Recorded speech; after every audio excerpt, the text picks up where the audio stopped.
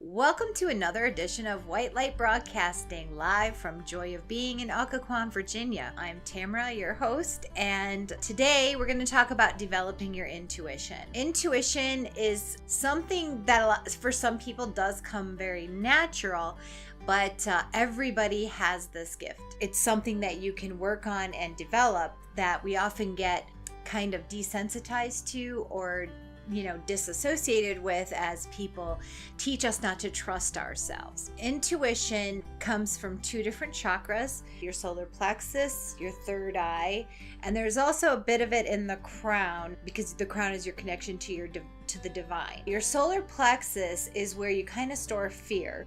It's fear because it's your instincts.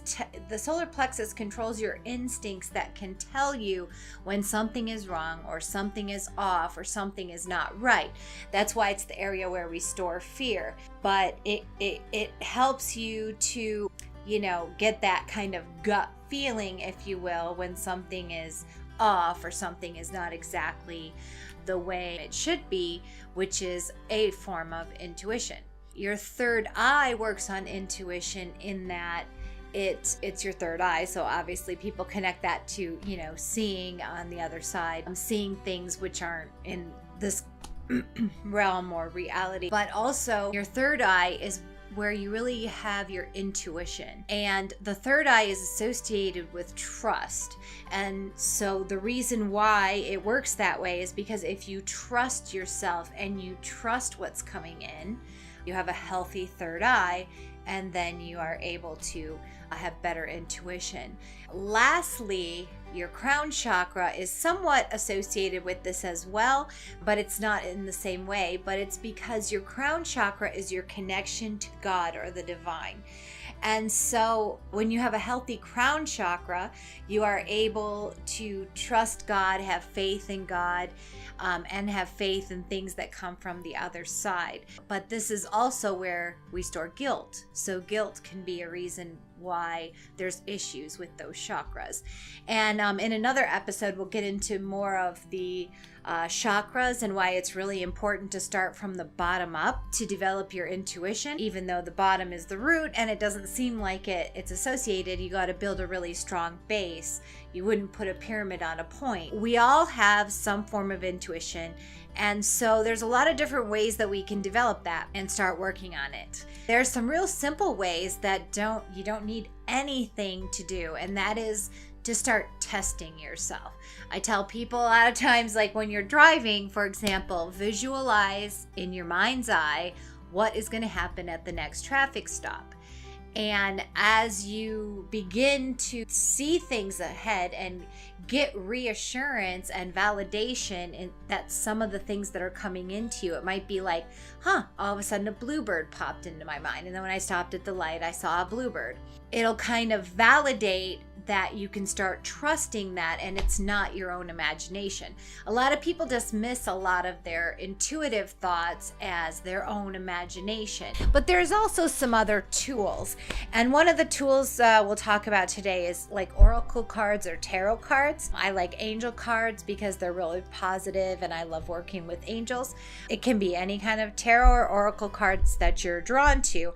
And what people tend to do is, one way to work on this is to draw a card a day.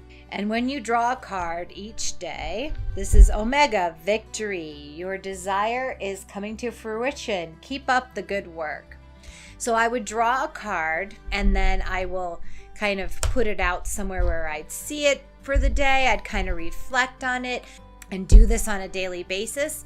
It will help you develop your intuition. Another way is pendulums. Pendulums are very easy to use. It's just any kind of stone or metal, natural type thing on a chain. It can even be on a necklace. Basically, you're going to hold it in your hands and connect the energy to yours. And every time you use a pendulum, you always want to start out asking it which way is yes and which way is no. I tend to always have a counterclockwise yes. Once in a while, I do get a clockwise yes. And I always like to, because this isn't my normal pendulum, this is something I grabbed off the shelf right here at Joy of Being. I'm going to say, do I have permission to ask you questions? Okay, yes. Are people going to enjoy this video? Looks like a yes. Anyway, now another way, as I explained before, it's really good to build and clear your chakras, because we are an energy body that's connected to a physical body. And so the two need to work really well together. And crystals help with the energetic body. It's one way that you can kind of develop your intuition. A lot of people might use crystals. I brought some crystals that are an example of ones that you might use to develop your intuition. This is Bengalite. This is really good at raising your Kundalini energy. When it raises the Kundalini, that's basically a spiritual awakening or an enlightening. So that is what helps you to, have better intuition, if you will. Celestite. This is a kind of quartz, but it's blue. It's called celestite. And when celestite is ground down and turned into a sedimentary stone, it's angelite. These are really good if you want to work with angels.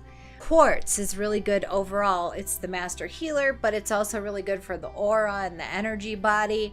It'll help you connect as well. Lepidolite, things that are purple and white, tend to work well with the upper chakras.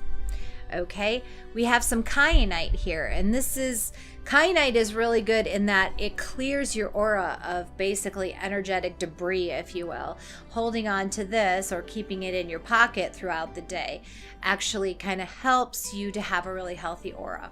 And when you have a really healthy aura, you are able to process better and get it better touch. There's no interruptions, if you will. The energy flows better, and thus your intuition works better.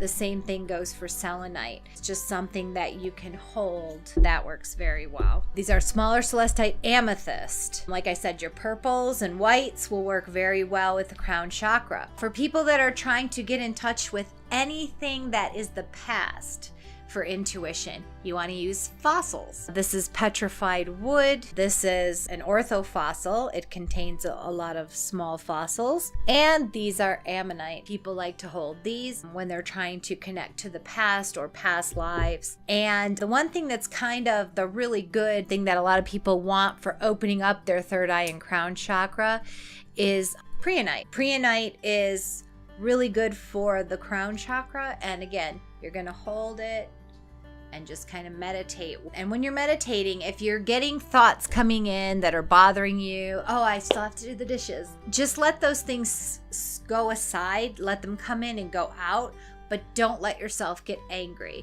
Don't get frustrated with yourself. Be really patient with yourself and love yourself. Another technique I sometimes use if I'm having trouble meditating because I have a lot to do is writing down everything I have to do and putting it on the side so that I know that I can look at the list so that I don't have to worry about it. So that's all for today. I encourage you to look for some future episodes, Psychology of the Spirit, where we're going to go through all the chakras and how to heal all the chakras. This is really important for psychic development, even more important than these little techniques that I've told you. Thank you very much for joining us. Have a great day. Don't forget to leave your questions, comments, and feedback below, and don't forget to like us. Thank you.